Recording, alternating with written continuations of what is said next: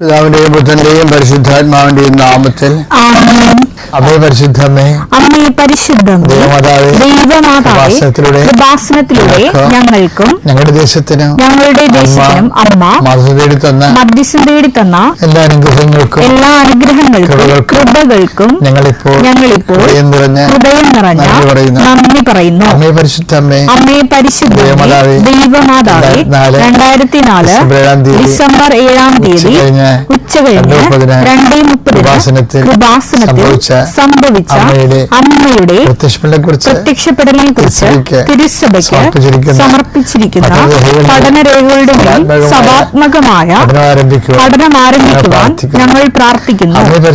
അമ്മേ പരിശുദ്ധമേ, ഭൂസ്വർലോകങ്ങളുടെ രാജ്ഞിയായ അങ്ങേയ്ക്ക് ഭൗമ സംരക്ഷണത്തിനായി പ്രപഞ്ചപ്രകൃതിയെ തന്നെ തിരുസഭ പ്രതിഷ്ഠിക്കുവാൻ ഈ പ്രത്യക്ഷീകരണം വഴി ഇടയാക്കണമേ.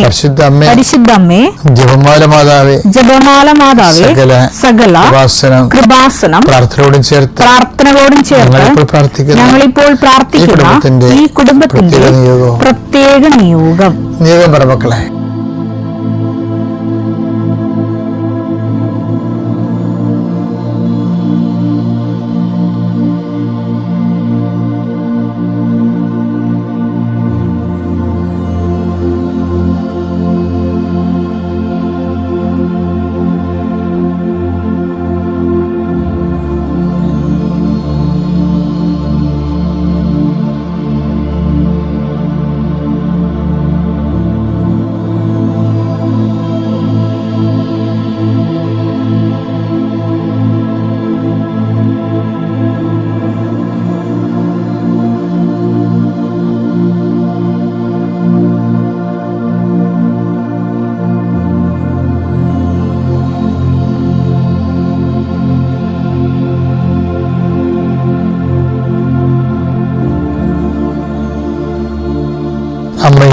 അമ്മയുടെ പ്രത്യക്ഷീകരണത്തിന്റെ അനുഗ്രഹവേളയിൽ ഞങ്ങൾക്ക് സാധിച്ചു തരുവാൻ കനിയണമേ. ആമേൻ. വിശ്വാസ പ്രമാണം. സർവശക്തനായ പിതാവും ആകാശത്തിന്റെയും ഭൂമിയുടെയും സൃഷ്ടാവുമായ ദൈവത്തിൽ ഞാൻ വിശ്വസിക്കുന്നു. അവിടുത്തെ ഏകപുത്രനും ഞങ്ങളുടെ കർത്താവുമായ ഈശോ മിശിഹായിലും ഞാൻ വിശ്വസിക്കുന്നു. ഈ പുത്രൻ പരിശുദ്ധാത്മാവിനാൽ ഗർഭസ്ഥനായി കന്യകാമറിയത്തിൽ നിന്ന് പിറന്ന് പൊന്തിയോസ് പീലാത്തോസിന്റെ കാലത്ത് പീഡകൾ സഹിച്ച് കുരിശിൽ തറയ്ക്കപ്പെട്ട് മരിച്ച് അടക്കപ്പെട്ട് പാതാളങ്ങളിൽ ഇറങ്ങി മരിച്ചവരുടെ ഇടയിൽ നിന്ന് 3-ാം നാൾ ഉയർത്ത് സ്വർഗത്തിലേക്ക് എഴുന്നള്ളി സർവശക്തിയുള്ള പിതാവായ ദൈവത്തിന്റെ വലതുഭാഗത്തിരിക്കുന്നു. അവിടെ നിന്ന് ജീവിക്കുന്നവരെയും മരിച്ചവരെയും വിധിക്കുവാൻ വരുമെന്നും ഞാൻ വിശ്വസിക്കുന്നു. പരിശുദ്ധാത്മാവിലും ഞാൻ വിശ്വസിക്കുന്നു. വിശുദ്ധ കത്തോലിക്കാ സഭയിലും പുണ്യവാന്മാരുടെ ഐക്യത്തിലും പാപങ്ങളുടെ മോചനത്തിലും ശരീരത്തിന്റെ ഉയർപ്പിലും നിത്യമായ ജീവിതത്തിലും ഞാൻ വിശ്വസിക്കുന്നു. ആമേൻ. സുഖസ്ഥനായ ഞങ്ങളുടെ പിതാവേ, അങ്ങയുടെ നാമം പൂജിതമാകണമേ. അങ്ങയുടെ രാജ്യം വരണമേ. അങ്ങയുടെ തിരുമനസ് സ്വർഗത്തിലെ പോലെ ഭൂമിയിലുമാകണമേ. അന്നു വേണ്ടുന്ന ആഹാരം ഇന്ന് ഞങ്ങൾക്ക് തരണമേ. ഞങ്ങളോട് തെറ്റ് ചെയ്യുന്നവരോട് ഞങ്ങൾ ക്ഷമിക്കുന്നത് പോലെ ഞങ്ങളുടെ തെറ്റുകൾ ഞങ്ങളോടും ക്ഷമിക്കണമേ. ഞങ്ങളെ പ്രലോഭനത്തിൽ ഉൾപ്പെടുത്തരുതേ, തിന്മയിൽ ഞങ്ങൾ രക്ഷിക്കണമേ. ആമേൻ. കർത്താവ് അങ്ങയുടെ കൂടെ സ്ത്രീകളിൽ അങ്ങ് അനുഗ്രഹിക്കപ്പെട്ടവളാകുന്നു. അങ്ങയുടെ ഉദരത്തിൻ ഫലമായി ഈശോ അനുഗ്രഹിക്കപ്പെട്ടവനാകുന്നു. പരിശുദ്ധ മറിയമേ, തമ്പുരാന്റെ അമ്മേ, പാപികളായ ഞങ്ങൾക്ക് വേണ്ടി ഇപ്പോഴും ഞങ്ങളുടെ മരണസമയത്തും തമ്പുരാനോട് അപേക്ഷിക്കണമേ. ആമേൻ. കർത്താവേ, നിന്റെ ഉന്നതമായ നാമത്തിന് സ്വസ്ഥം ചെയ്യുന്നു. കർത്താവെ, നിന്റെ വിശുദ്ധ പൗരോഹിത്യത്തെ മഹത്വപ്പെടുത്തണമേ. കർത്താവെ, സഭയിലുള്ള നിന്റെ സാന്നിധ്യം പ്രകടമാക്കണമേ. 39 വർഷം ഞാൻ അർപ്പിച്ച കൃപാനയുടെ യോഗ്യതയാൽ കൃപാസ്ഥാനത്താറെ ജീവനോടെ പ്രത്യക്ഷപ്പെട്ട പരിശുദ്ധ അമ്മയുടെ മാധ്യസ്ഥത്തിലെ കൃപാസ്ഥാനത്താറെ നടന്ന 10,000-കണക്കിന് ആരാധനയുടെ ശക്തിയാൽ ഈ പ്രഭാതത്തിലെ അങ്ങയുടെ വചനം കേട്ട് പ്രാർത്ഥിക്കുന്ന ഓരോ മക്കളുടെ മേലും അങ്ങയുടെ കൃപയും മഹത്വം ഉണ്ടാകണമെന്ന് പ്രാർത്ഥിക്കുന്നു. കർത്താവെ, അങ്ങ് അറിയാതെ ഒന്നും സംഭവിക്കുന്നില്ല. അതുപോലെ തന്നെ പ്രധാനപ്പെട്ടതാണ് അങ്ങയെ അറിയിക്കാതെ ഒന്നും സംഭവിക്കുന്നില്ല എന്നുള്ളത്. ഞങ്ങളുടെ ജീവിതത്തിൽ അങ്ങയെ അറിയിക്കാത്ത ഒരു കാര്യം പോലും ഉണ്ടാവരുത്. അതുകൊണ്ട് തന്നെ അങ്ങനെയുള്ള സാന്നിധ്യത്തിന്റെ അവബോധത്തിൽ എപ്പോഴും ജീവിക്കുവാൻ അങ്ങയുടെ മക്കളെ അങ്ങ് പ്രത്യേകമായി അഭിഷേകം ചെയ്യണമെന്ന് പ്രാർത്ഥിക്കുന്നു. എൻ്റെ കർത്താവിൻ്റെ ഉന്നതമായ നാമത്തിൽ വരുമാന മാർഗത്തിന് വേണ്ടി അധ്വാനിക്കുന്നവരെ കർത്താവ് എന്തെങ്കിലും ഉദ്യമങ്ങളെ തടസ്സം വന്ന് തടഞ്ഞു നിൽക്കുകയാണ്. ചില വ്യക്തികൾ വട്ടം ചവിട്ടിയിരിക്കുന്ന കാരണം തടഞ്ഞിരിക്കുന്നു. ചില നിയമങ്ങളെ എതിർ നിൽക്കുന്ന കാരണം തടഞ്ഞിരിക്കുന്നു. സാമ്പത്തിക ബാധ്യത ഉള്ളത് കാരണം തടഞ്ഞിരിക്കുന്നു. അങ്ങനെയുള്ള എല്ലാ തടസ്സങ്ങളുടെയും മെരിറ്റുകൾ നഷ്ടപ്പെടുകയും അത് നോട്ട് ബൈനായിട്ട് വർക്ക് ചെയ്യുന്നതിന് വേണ്ടി ഉടമ്പടി എടുത്തിരിക്കുന്നവരുടെ മേൽ അവിടെ കഴിവിനേക്കാൾ ഒരു ദൈവത്തിന്റെ കൃപ പ്രവർത്തിക്കാൻ വേണ്ടി പരിശുദ്ധയുടെ മാധ്യസ്ഥ സ്നേഹിപ്പിക്കുന്നു. വേവലാതികളും വേകുലങ്ങളും മക്കളെക്കുറിച്ച് വേവലാതി കൊള്ളുന്നവരെ, ജീവിത പങ്കാളിയെക്കുറിച്ച് വേവലാതി കൊള്ളുന്നവരെ, അവരുടെ വേകുലങ്ങളെ സമയത്ത് പ്രാർത്ഥിക്കുന്നു. പലവട്ടം പ്രാർത്ഥിച്ചിട്ടും ആ മേഖലയിൽ പ്രത്യേകിച്ച് പ്രയോജനമൊന്നുമില്ലാതെ പ്രാർത്ഥിക്കാതിരിക്കുന്ന വിഷയങ്ങളുണ്ട്. പ്രാർത്ഥിച്ച് പരിചയമില്ലാത്തതിൻ്റെ പേരിൽ ഒരു വിഷയം പ്രാർത്ഥിക്കേണ്ട വിഷയം വന്നിട്ട് പ്രാർത്ഥിക്കാൻ ഒക്കാത്തവരുണ്ട്. അവരെല്ലാം ആധ്യാത്മിക ശുശ്രൂഷയിലേക്ക് അനുദിന ആധ്യാത്മിക ശുശ്രൂഷയിലേക്ക് കൊണ്ടുപോകണമെന്ന് പ്രാർത്ഥിക്കുന്നു. ആണ്ടിലൊരിക്കൽ ആത്മീയ കാര്യങ്ങളൊക്കെ ചെയ്യുന്നവരുണ്ടാവും, അനുദിനം ചെയ്യുന്നവരുണ്ടാവും. അനുനിമിഷം ചെയ്യുന്നവരിലേക്ക് വളർന്നു വരാൻ വേണ്ടി പ്രത്യേകം നിങ്ങളെ സമർപ്പിച്ചുകൊണ്ട് പ്രാർത്ഥിക്കുന്നു. എൻ്റെ കർത്താവിന് ഉന്നതമായ നാമത്തെ സഭയുടെ അധികാരത്തിൽ നിങ്ങളുടെ ഇന്നത്തെ യാത്രാ ലക്ഷ്യങ്ങളെ ആശീർവദിക്കണമെന്ന് പ്രാർത്ഥിക്കുന്നു. നിങ്ങൾ സാമ്പത്തിക ബാധ്യതകൾ, വസ്തു വിൽക്കാത്ത അവസ്ഥകൾ, വസ്തുക്കൾ ജപ്തിനോടുകൂടി ഉണ്ടാകുന്ന അവസ്ഥകൾ, ചില കാര്യങ്ങൾ കുറച്ച് പൈസ ഉണ്ടായിരുന്നെങ്കിൽ അത് കടം കൊടുത്തിട്ട് അത് കൊടുത്ത് വീട്ടിയിട്ട് പുതിയ ഒരു കാര്യം തുടങ്ങാമായിരുന്നതൊക്കെ പറഞ്ഞ് ആലോചിക്കുന്ന കുറേ ആലോചനകളുണ്ട് കർത്താവേ. അത്തരം ആലോചനക്കാരെ എല്ലാം ആശീർവദിക്കണമെന്ന് പ്രാർത്ഥിക്കുന്നു. വിവാഹാലോചന നടത്തുന്നവരുണ്ട്, വസ്തു ആലോചന നടത്തുന്നവരുണ്ട്, വിദ്യാഭ്യാസ ആലോചന നടത്തുന്നവരുണ്ട്. എല്ലാവരുടെയും ആലോചനകളെ ആശീർവദിക്കണമെന്ന് പ്രാർത്ഥിക്കുന്നു. രേഖകൾ വീണ്ടെടുക്കാനും കണ്ടെടുക്കാനും വേണ്ടി കഷ്ടപ്പെടുന്നവരെ ആശീർവദിക്കണമെന്ന് പ്രാർത്ഥിക്കുന്നു. കൂട്ടം കൂടി ഒറ്റപ്പെടുത്തുന്ന ആൾക്കാരുണ്ട്.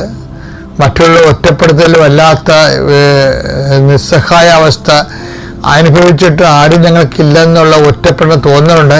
അവരെ പരിശുദ്ധാത്മാവ് നിറയുകയും പരിശുദ്ധാത്മാവ് അവരെ പ്രത്യേകം സന്ധിക്കുകയും ചെയ്യുന്നു പ്രാർത്ഥിക്കുന്നു.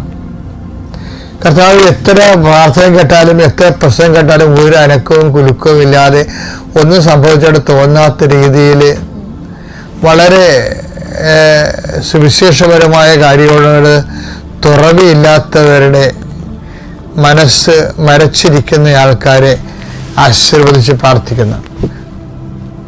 പൊരിഞ്ഞുകൊണ്ടിരിക്കുന്ന കുടുംബങ്ങള്, തകർന്നുകൊണ്ടിരിക്കുന്ന ബന്ധങ്ങള്, അതിൻ്റെ പേരിൽ കുടുംബത്തിൻ്റെ വ്യക്തിപരമായ തോതിലുള്ള ബാധ്യതകളും ഭാരങ്ങളും കൂടുന്ന അവസ്ഥകൾ,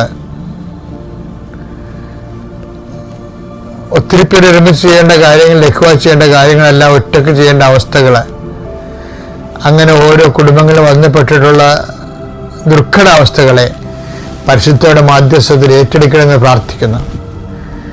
എൻ്റെ കർത്താവിൻ്റെ ഉന്നതമായ നാമത്തെ സഭയുടെ അധികാരത്തിൽ കുരിശടയാളത്തിൽ ദേവശക്തിയെ നീ ആശീർവദിക്കപ്പെടട്ടെ.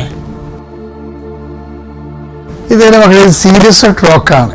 ഇന്നലെയും ഇന്നും നാളെയും ഒക്കെ ഞാൻ ക്രിസ്തുവിനെ കുറിച്ചാണ് സംസാരിക്കുന്നത്. ഞാൻ സംസാരിക്കണം നിങ്ങൾ കരുതരുത്. ഒത്തിരി പ്രാർത്ഥിച്ചും എപ്പോഴും ചിന്തിച്ചും കർത്താവിനെ കുറിച്ച് ആലോചിച്ച് നടക്കുമ്പോൾ കർത്താവിന് ഉപകരണമായിക്കൊണ്ട് കർത്താവിനെ ലളിതമായി നിങ്ങൾക്ക് വെളിപ്പെടുത്തി തരാനുള്ള ഒരു എളിയ സുവിശേഷ പരിശ്രമമാണിത്.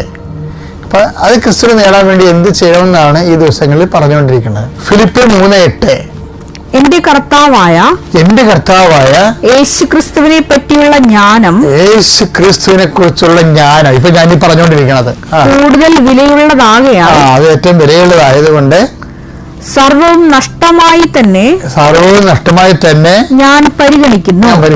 അവനെ പ്രതി ഞാൻ സകലവും നഷ്ടപ്പെടുത്തുകയും ഉച്ഛിഷ്ടം പോലെ കരുതുകയുമാണ്. അതായത് നമ്മളെ സംബന്ധിച്ചിടത്തോളം ഒരു ക്രിസ്തു ഒരു അമൂല്യ നിധിയായി നമുക്ക് അനുഭവപ്പെട്ട് കഴിഞ്ഞാൽ പിന്നെന്താണ്, ബാക്കിയുള്ളതെല്ലാം വേസ്റ്റാണ്. ഇപ്പം നമ്മൾ പറഞ്ഞല്ലേ, എന്തെങ്കിലും പ്രശ്നം ഉണ്ടാക്കി അത് അവനെന്നെ വഴക്കുണ്ടാക്കി എൻ്റെ അടുത്ത് വന്നത്, അപ്പോൾ ഞാൻ പറയാം കള പോട്ടറാ, അതെന്ന് വേസ്റ്റ് ആണെന്നത്. നീ അത് വർക്ക് ചെയ്യണ്ട. എന്താ കാര്യം? നീ ഇതിലൂടെ നേടിയെടുക്കാൻ ഉദ്ദേശിക്കുന്ന ക്രിസ്തുവാണ്. അപ്പം ശരിക്കും പറഞ്ഞാൽ ക്രിസ്തുവിനെ നേടാൻ വേണ്ടി ഏറ്റവും നല്ല വാക്കെന്നറിയാവാ, കള പോട്ടെന്ന് പറയുന്നതാണ്. കള പോട്ട എന്താ കാര്യം? നീ ഇപ്പം അമിത പ്രാധാന്യം കൊടുക്കുന്ന വിഷയങ്ങളോട്, വ്യക്തികളോട് കള പോട്ട എന്ന് പറഞ്ഞു കഴിഞ്ഞാൽ അതിൻ്റെ അർത്ഥം അത് വേസ്റ്റാണെന്ന ബൈബിൾ പറയണത്.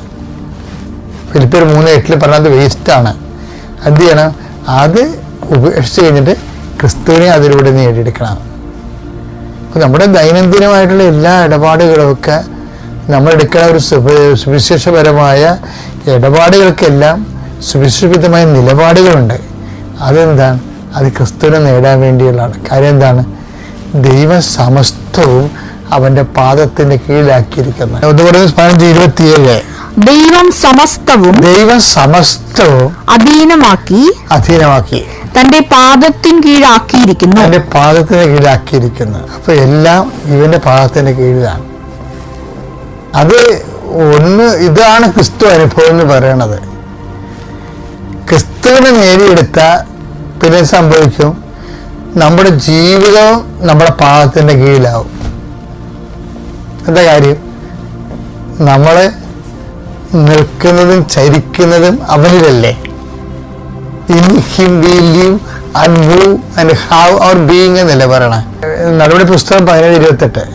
എന്തെന്നാൽ അവിടുന്ന് നാം ജീവിക്കുന്നു, ചരിക്കുന്നു, നിലനിൽക്കുന്നു. അപ്പൊ ക്രിസ്തുവിനെ നേടിക്കഴിഞ്ഞാൽ പിന്നെന്താ സംഭവിക്കണത്? നമ്മൾ ക്രിസ്തുവിലാണ് നിലനിൽക്കുന്നത്, ക്രിസ്തുവിലാണ് ചരിക്കണത്, ക്രിസ്തുവിലാണ് ജീവിക്കണത്. അപ്പൊ എന്താ സംഭവിക്കും? അപ്പോഴീ 1:15-27 സംഭവിക്കും. എന്താണ്? ദൈവം സമസ്തവും നമ്മുടെ പാദത്തിന് കീഴിലാക്കും. അതാ നിങ്ങൾക്ക് അസാധ്യമായി ഒന്നും ഉണ്ടായിരിക്കത്തില്ലെന്നൊക്കെ പറയത്തില്ലേ? മത്തായി 17:21. നിങ്ങൾക്ക് യാതൊന്നും അസാധ്യമായിരിക്കുകയില്ല.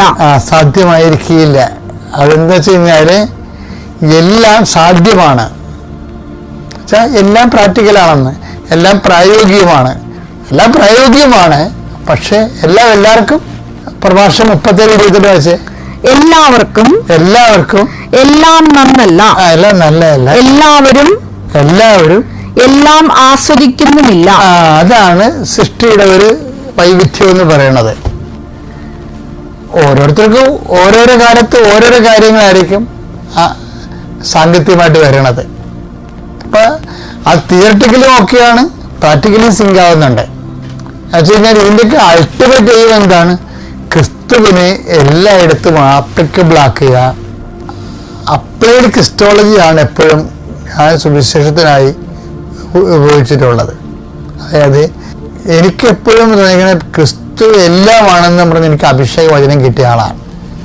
ഞാനൊരു 1,00,000 പ്രാവശ്യം പറഞ്ഞിട്ടുണ്ട് ക്രിസ്തു എല്ലാമാണ്. അത് കർത്താവ് പിതാവായി ദൈവം എനിക്ക് തന്ന ബോധ്യമാണ്. അപ്പം എല്ലായിടത്തും ക്രിസ്തുവിനെ അപ്ലൈ ചെയ്യാൻ പറ്റും.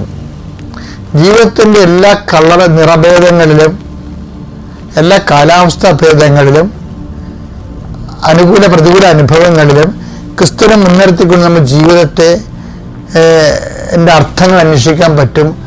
അനുഭവങ്ങൾ മോശമായ അനുഭവങ്ങൾ അതിജീവിക്കാൻ പറ്റുമെന്നുള്ള എൻ്റെ വ്യക്തിപരമായ അനുഭവത്തിൽ നിന്നാണ് ഞാൻ എല്ലായിടത്തും ക്രിസ്തുവിനെ അവതരിപ്പിക്കാൻ വേണ്ടി പരിശ്രമിക്കുന്നത്.